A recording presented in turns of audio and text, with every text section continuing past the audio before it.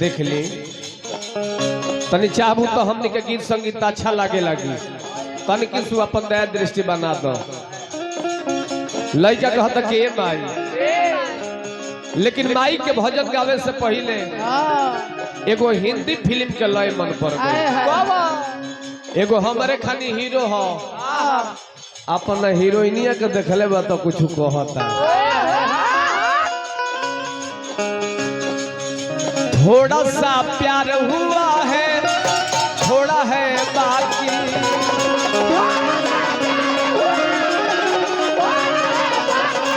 थोड़ा सा प्यार हुआ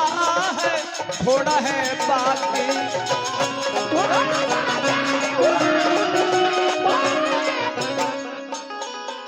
हम तो दिल दे ही चुके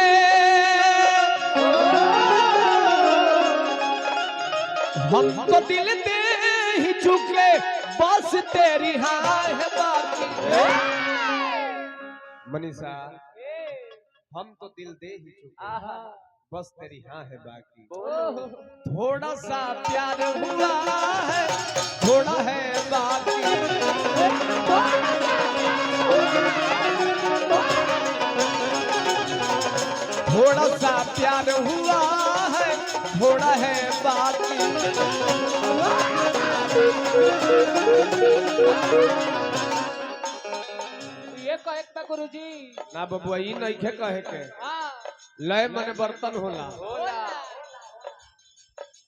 और रहुआ पर निर्भर करता कि बर्तन में प्रसादी रखो कि मुर्गा के टंगरी सुमरन बंदना हो क्षमा क्षमा क्षमा लइका माई के दरबार में गइल बड़े कहले कि माई हाँ हाँ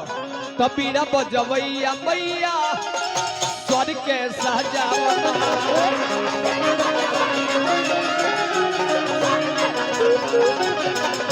कबीरा बजवैया मैया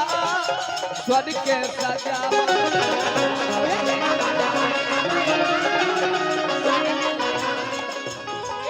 हई लड़का बोला बताते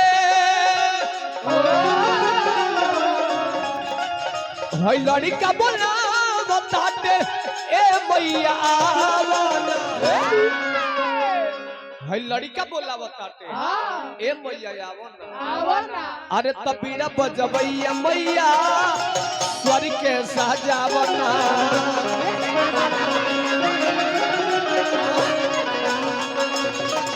कबीरा बजवैया मैया स्वर के सजावना जाई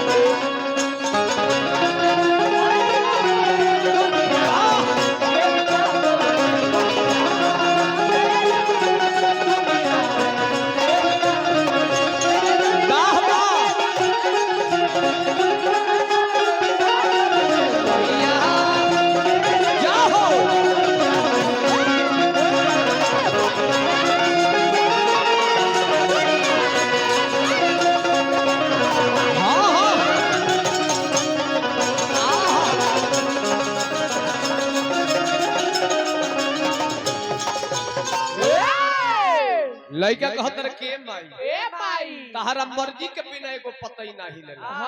आज अभिषेक तिवारी जौन कुछ भी बाड़े माई तहर कृपा बा तब बानी न तो आज इतना सुंदर मंच इतना सुंदर व्यवस्था इतना सुंदर लोग के बीच में हमरा गावे बजावे के समय मिलता ऐसा बुर्बक लइका के तो कहीं ना कहीं माई के योगदान बताबे न माई के कृपा ना रही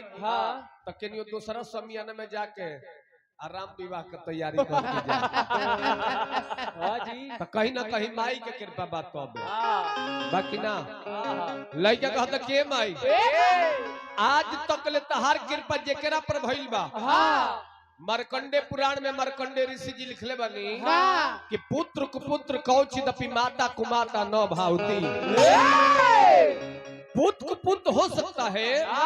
किंतु माता कुमाता नहीं हो सकते नहीं आज माई के कृपा बा बाकी नहीं तुक्ष तुक्ष गायक लोग फॉर्च्यूनर किन लेता गलती ना नु ना जी बढ़िया बढ़िया कलाकार देखत तनी हाँ। कि घरे बैठ गइले हाँ। बैठ गइले कि ना जैसे हाँ जी। में जैसे में अब कितना नाम धरी हो बहुत लोग बावे तई कहीं ना कहीं माई के कृपा हो आ भोजपुरी में कहत हो जे चलले के नाम गाड़ी हो गाड़ी हो। जेकर मार्केट में लहर जाई न तो गाड़ी चले के चाहिए ना गाड़ी चले के चाहिए ना चले के चाहिए लेकिन सब माई के कृपा है। मार्कंडे पुराण में मार्कंडे ऋषि जी लिखले बानी कि पुत्र कुपुत्र कौची दपि माता कुमाता न भावती पुत्र कुपुत्र हो सकता है किंतु माता को माता नहीं हो सकती नहीं दुनिया में सभे कहला कि अपना माता पिता के सेवा करे के चाहिए एगो कहावत है कि जिस घर में माता पिता हंसते हैं उसी घर में देवी देवता बसते हैं आज जिस घर में माता पिता रोते हैं उस घर में देवी देवता नहीं होते हैं ये सब है कहेला कि माई बाप के सेवा करे के चाहिए लेकिन माई बाप के कितना सेवा करो तनी जा ये हमनी के हत में जानता पूछी अगर माई बाप के सेवा करती जा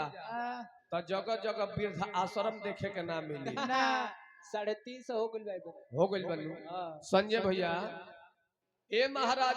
माता पिता बबुआ के पोषपाल के सयान कर देता कहता कि चलो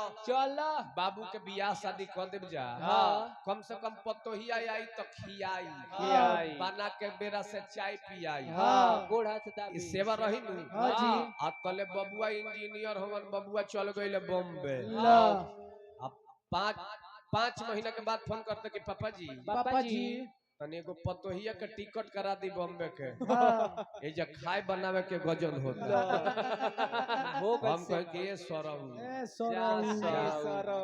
माई बाप तहरा के पोसले पलले बा एक खाती जे बुढ़ारी में तू हमर कदर करबो आज 5 महीना बियाह ना भइल तारा के बॉम्बे तारा रोटी के घटनी भइल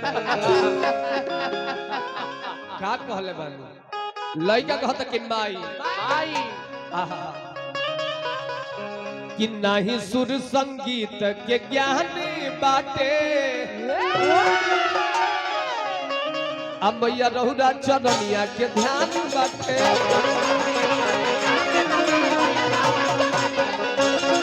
नहीं सुर संगीत के ज्ञान बाटे मैया रहुरा चरनिया के ध्यान बाटे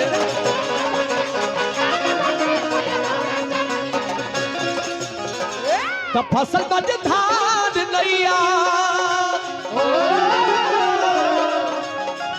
तो फसल बज धान नैया पार के फसल मझधार नैया तू पार के लगावला लइका कहता के माई अरे तो बिना बजवैया मैया स्वर के सजावना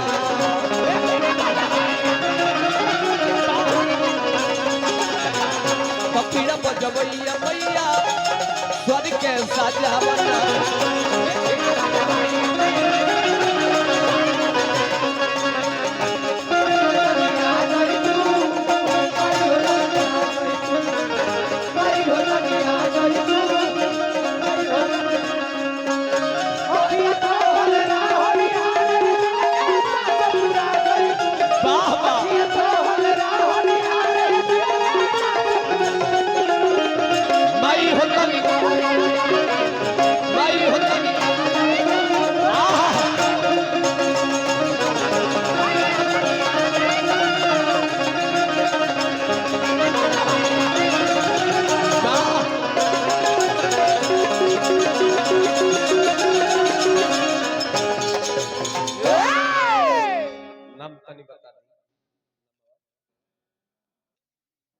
अच्छा हमनी के हरिचंद्र भाई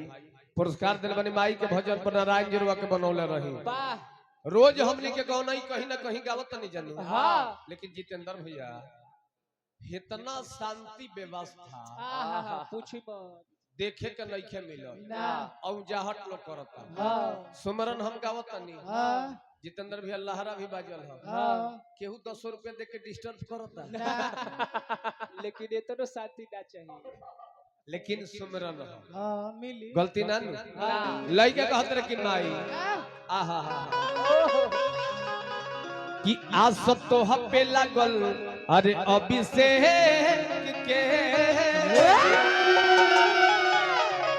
अब बिनती करेला माथा टेक के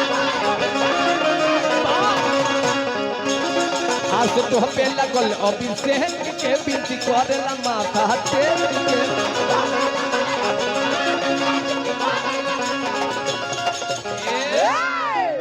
रह जा पैसा ली देखी त ना कहती त नानू आई साधु शरण व्यास जी हमनी के बानी वहां के पिताजी बानी हमरा के 51 रुपया के पुरस्कार दिला बानी जय हो देखी नाहियो कहला बिना काम का बड़ा जाला हाँ रुपया पैसा कोनो जरूरी नहीं है आकि देहल जाई कैसे के व्यास लोग साटा पर आइल बा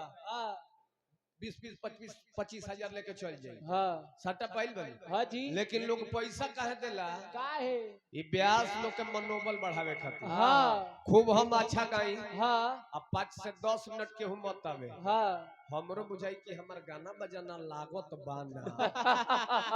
अगर अच्छा लगी तब न लोग आई हाँ जी लेकिन एक लेखा से ब्यास और का रिचार्ज के काम करे कैसे कैसे हाँ 1 लाख के मोबाइल खरीद लेनी आ समय से में रिचार्ज मत कराई एमबी मत डलवाई हाँ तो 1 लाख के मोबाइल कामना काम में आई एगो कामे आई कामना काम में लाइट बारी मैदान करे जाई हमारा सांप गुजर के 3 त लइका कहत रे के माई कि आज तो हपे लागल अरे अभिषेक के आ बिनती करेला माथा टेक आज तो पे लागल अभिषेक के बिनती करेला माथा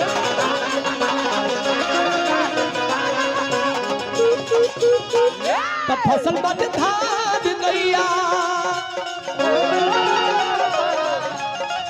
त फसल बद धान नैया पानी के लगा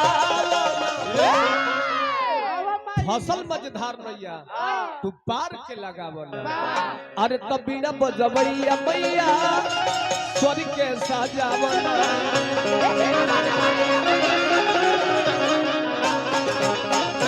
बिना बजबैया मैया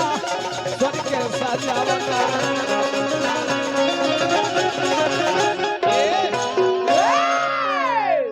ज्यादा समय